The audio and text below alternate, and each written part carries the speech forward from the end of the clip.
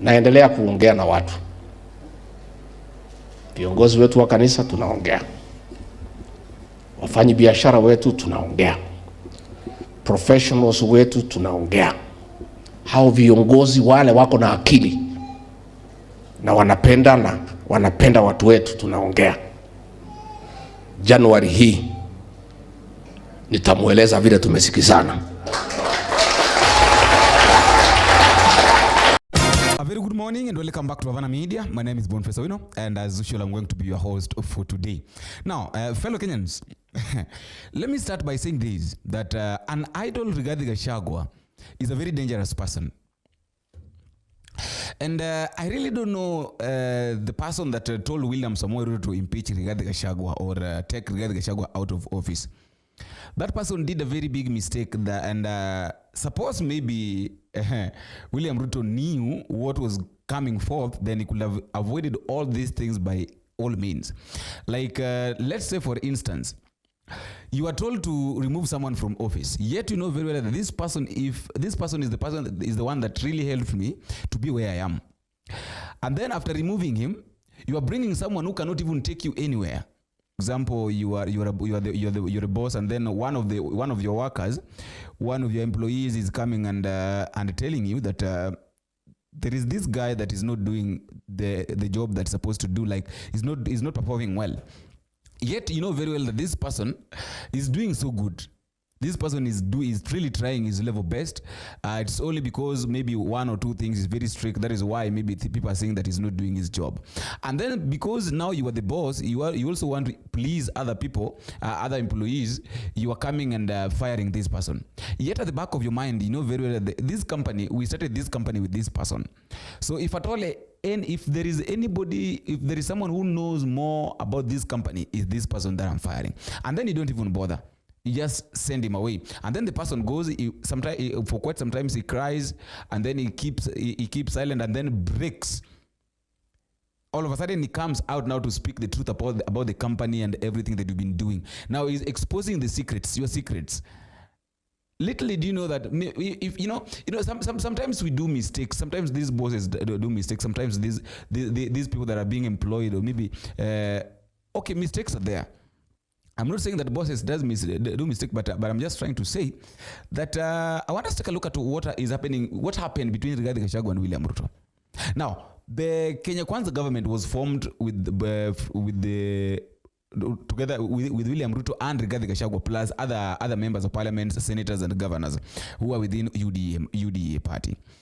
And then these people puts pressure on William Ruto and tells William Ruto that impeach Rigathi Gachagua because he's not even helping you.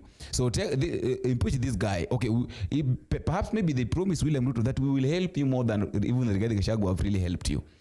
We will help you. We'll do everything possible to help. We'll give you someone who will make sure that you are where you're supposed to be. And in fact, this person that we're going to bring is going to mobilize people within our region even more than the way Rigathi Gachagua used to do, or the way Rigathi Gachagua did. And then because now these people are the majority, okay, these people are the majority, now you accept, and that's what they say. Yesterday, let us not even start with yesterday. On Saturday, Moses Kuria went for a funeral, in the funeral of MC. I don't know, maybe a very few people knows him.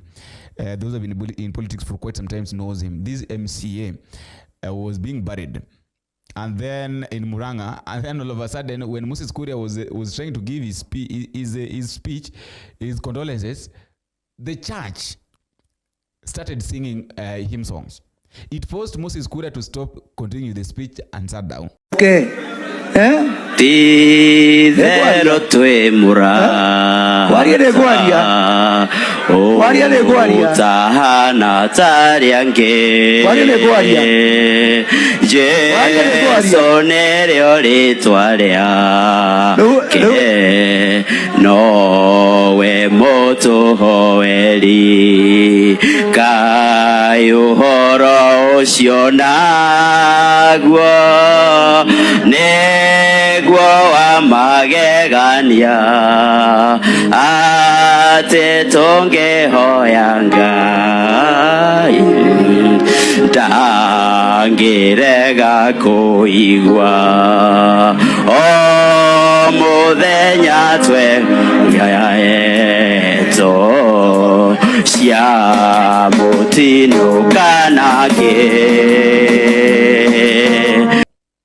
And now the person that was sent with the condolences of the president and the deputy president to go and raid the burial. The moment it mentioned the name Kithure Kindiki and William Samoei Ruto, the mourners themselves denied this person chance and started shouting. It forced the Irungu Kangata to come and take over. And then, Irungu Kangata was very wise and took away the letter, gave it to the family because it was for the family, not even for the public. It was for the family. And, sometimes, let me ask, sometimes I normally ask myself this question, that why is it that when people go to funerals, when eulogy, maybe when condolence letter is sent, it's normally read to the people. It's supposed to be given to the family because it is the family who are bereaved, not the people who have come there for the send off. So if it is a letter that has been sent either by the government official, let it be given to the family. The family will read it by themselves because it is there. It is not for everybody. Another thing that I would like to say is this: that sometimes we mess up a lot. We end up doing things that we ought not to do simply because we want to please others. Now, take a look at what has been happening, what has been circulating between Rigathi Gachagua, William Samoei Ruto, and even these members of parliament that comes within Mount Kenya region. And that is why I've started by saying that an idle Rigathi Gachagua is a very dangerous man. Let us now take a look at what happened yesterday.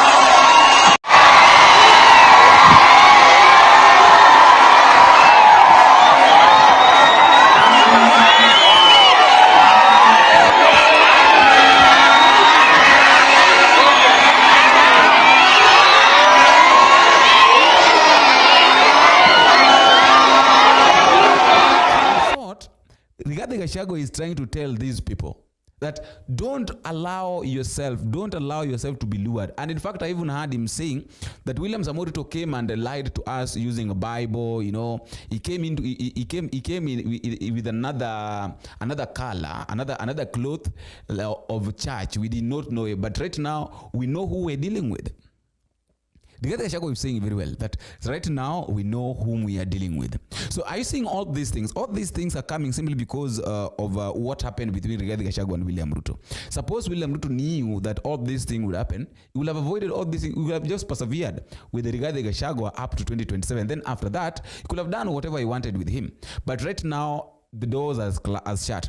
And if there is someone who cannot make a mistake, or who cannot risk to go to Mount Kenya, is William Ruto. William Ruto, truth be told, William Ruto cannot go to Mount Kenya. What is he going to do? Okay, whom is he going to talk to? And for your information, let me just say this here, that Mount Kenya is gone and gone for good. William Ruto will never see Mount Kenya region. Why? Because if Rigathi Gachagua can tell these people that don't even allow William Samoei Ruto to come and address you, what do you think is going to happen? William Ruto is not going to make, in fact, is not even going to step to Mount Kenya. Why? Because of all these things. Rigathi Gachagua is I said this thing the moment William Ruto started the issue of impeaching Rigathi Gachagua, that if at all Rigathi Gachagua will be impeached from office, that will be the beginning of making Rigathi Gachagua famous. Let me ask this question. Was Rigathi Gachagua famous like right now the way he is? We know very well that even the people of Mount Kenya did not love Rigathi Gachagua in the first place when things started. Now, what changed in between here that right now everybody is with Rigathi Gachagua? They can even decide to leave William Ruto, continue with the speech and walk with Rigathi Gachagua, shouting at Rigathi Gachagua. Now, this issue of William Ruto must go is rampant in Mount Kenya than any other region. I've seen a lot of things happening, by the way, but I never saw this coming. Though I just talked about it, that it's going to make the impeachment of Rigathi Gachagua is going to make him famous, but I didn't see it coming this way. That right now, everybody is with Rigathi Gachagua. So let me ask this: suppose the court decides that because of course we know that Rigathi Gachagua's impeachment case is still in court. What was going on? Let me clarify this. What was going on initially? Rigathi Gachagua going to court. It was to stop Rigathi Gachagua, stop Kithure Kindiki from being sworn in, or from stopping anybody who was appointed by William Ruto from being sworn in as the deputy president. But right now, the case of Rigathi Gachagua being impeached, whether it was impeached legally or illegally, is still in court. So suppose the court decides that the impeachment of Rigathi Gachagua was illegal, like not illegal but was wrong, there is no clear ground that could support the impeachment of Rigathi Gachagua, then it will allow Rigathi Gachagua to vie for a position in this country. But if at all the court says, that it was right to impeach Rigathi Gachagua, then that is when now Rigathi Gachagua cannot vie for any position. So if the court decides that this issue of impeaching Rigathi Gachagua from office, there is no clear ground on why Rigathi Gachagua was impeached, what do you think will happen? That is why I've asked you, what do you think will happen? Do you think it will be very easy if there is a year that things might not be the same, if there is a year that things might not remain the same in this country, is coming 2027.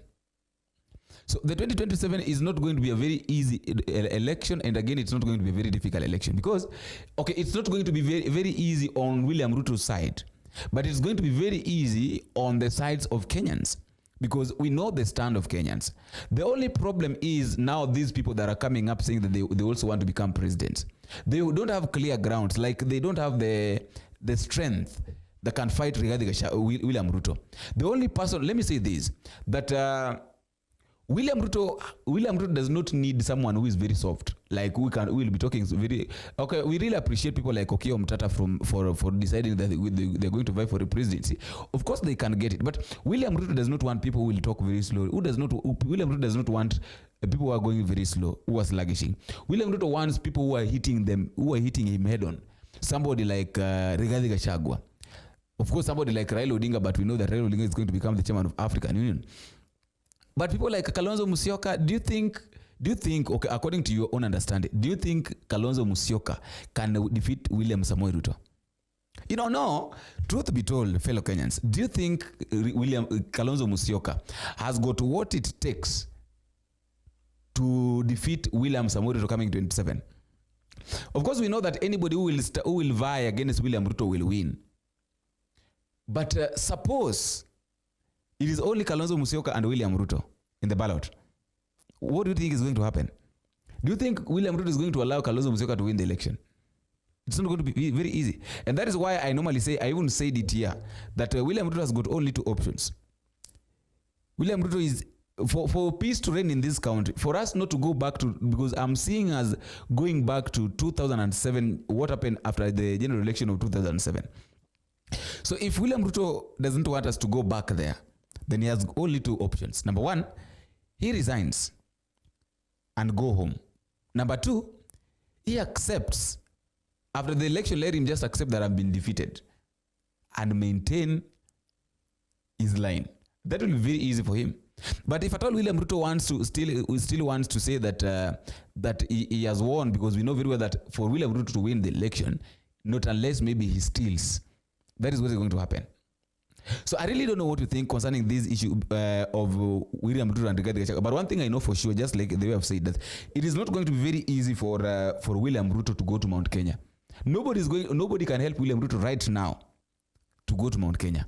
Considering the stance that the people of Mount Kenya region have taken, considering that stand that they've taken, nobody is going to allow William Ruto to even address them. Not even a single person.